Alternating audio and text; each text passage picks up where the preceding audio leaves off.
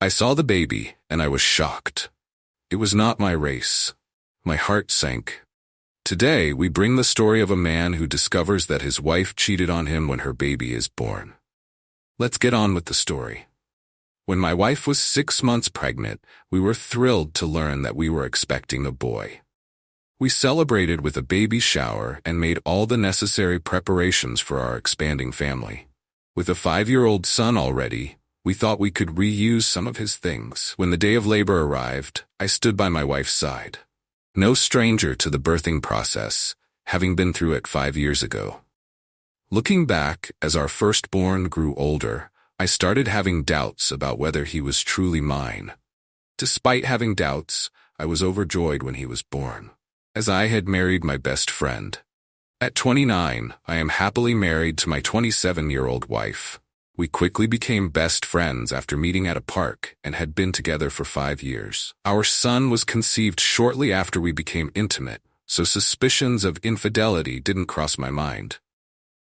However, as our son grew, I couldn't shake the feeling that he didn't look like me at all.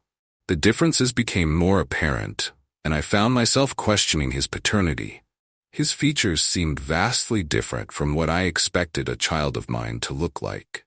I have nieces and nephews, and my wife has her own, but our son didn't resemble anyone on my side of the family.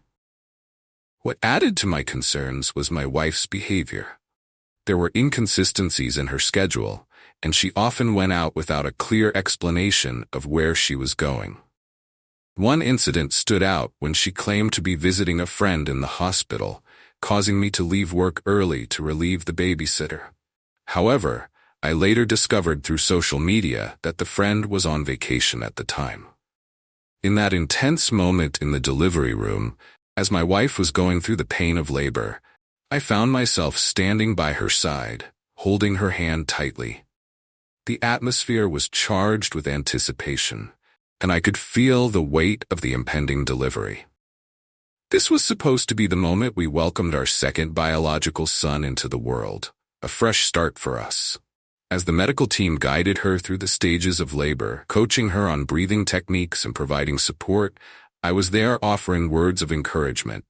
I remember every second vividly as the contractions intensified and the medical team prepared for the final stage of delivery. The cry of the baby pierced through the room before I laid eyes on him. However, when I finally saw him, a sense of confusion washed over me. Something didn't seem right. It was as if he looked like a mixed-race baby.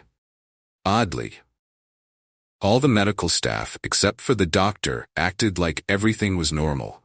The doctor, though, gave me a look that cut through the tension, almost as if he was confirming my own racial identity before recomposing himself. This unexpected twist added another layer of complexity to the doubts that had been lingering in my mind. It's a moment that marked the most traumatic experience of my life, surpassing even the birth of our firstborn. As I stood there, I couldn't shake the feeling that something was amiss, and the look from the doctor only deepened my sense of unease. The glaringly obvious difference in the baby's race hit me like a ton of bricks.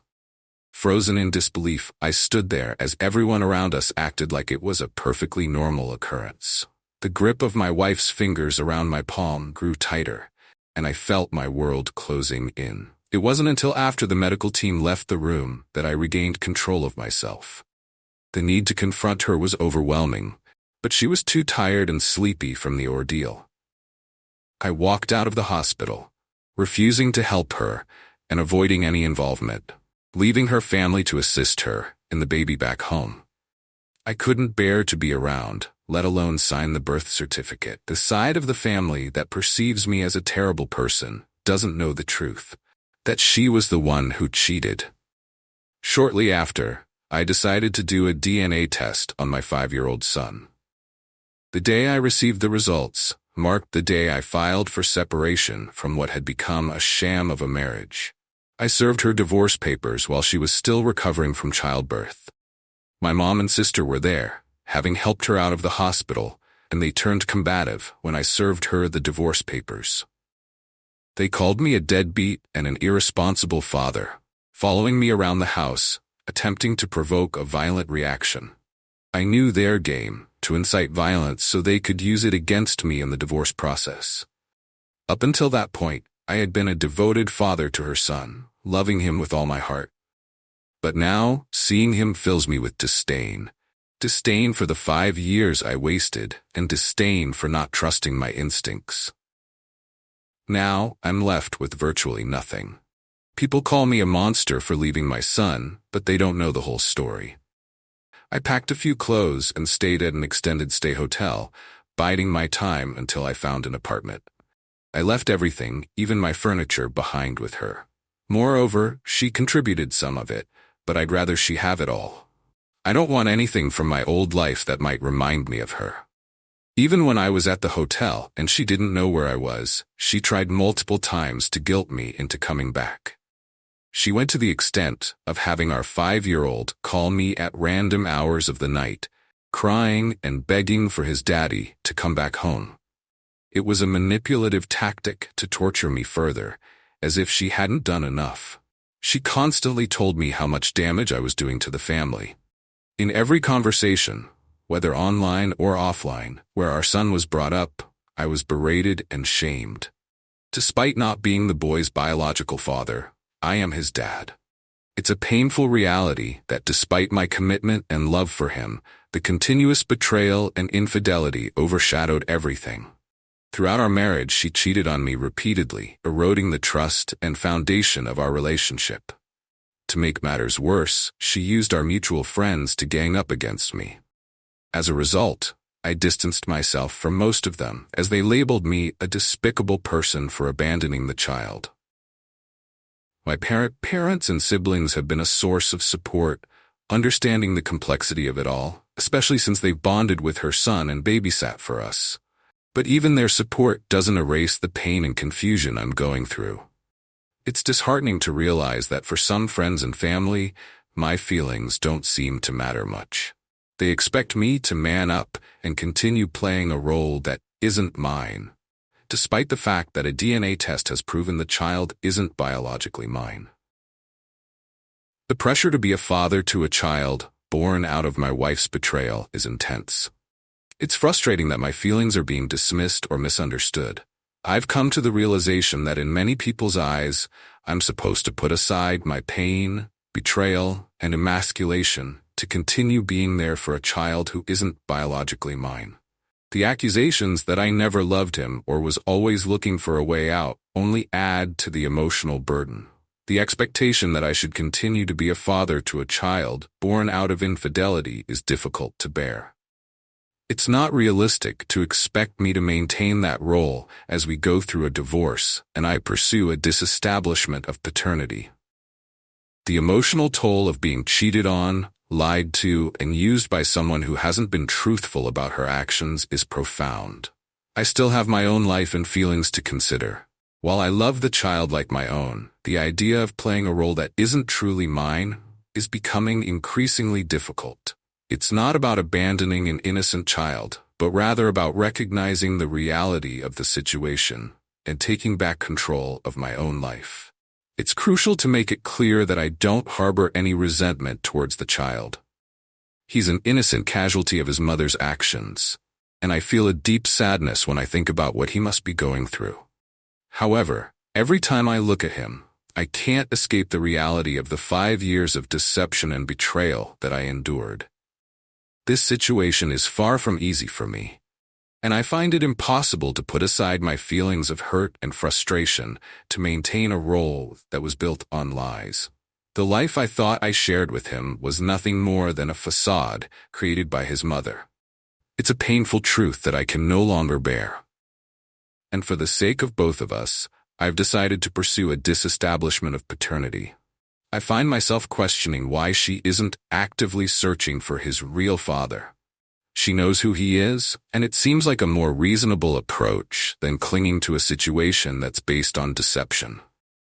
Instead, she's fighting the divorce and pushing for child support, making it clear that she wants to keep me entangled in a life that has already proven to be a web of lies. My lawyer has mentioned that there's a good chance of not paying child support based on similar cases in the state, but the uncertainty adds to the stress. Money is not my biggest concern here. My primary worry is that his mother will continue to use him against me. I still care for him, but it's time for me to move on and start afresh. Admitting to this colossal mistake is painful, and the time and trauma invested in this relationship are something I know I can never fully recover.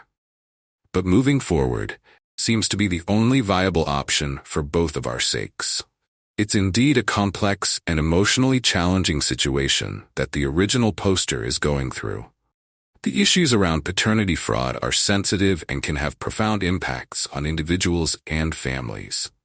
The legal aspects of disestablishment of paternity vary depending on jurisdiction, and it's true that some places may allow it under certain conditions, even without the biological father's consent.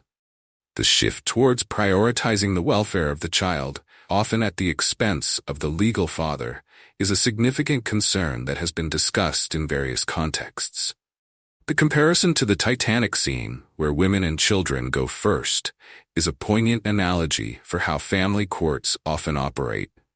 Men can feel disposable, and the legal system's focus on holding them accountable for decisions they had no part in can be incredibly challenging. The information about paternity tests being banned in France raises questions about the balance between preserving the peace of families and the right to know one's biological parentage. It's a complex issue that involves ethical, legal, and societal considerations. The underlying point you make about the importance of choice for both partners in situations of infidelity is a valid one. Relationships are built on trust, and when that trust is broken, individuals should have the autonomy to make decisions that align with their values and well-being. Overall, this story highlights the need for open conversations and awareness around issues of paternity fraud, relationship transparency, and the rights of all individuals involved. It's a topic that requires careful consideration and compassion for everyone affected.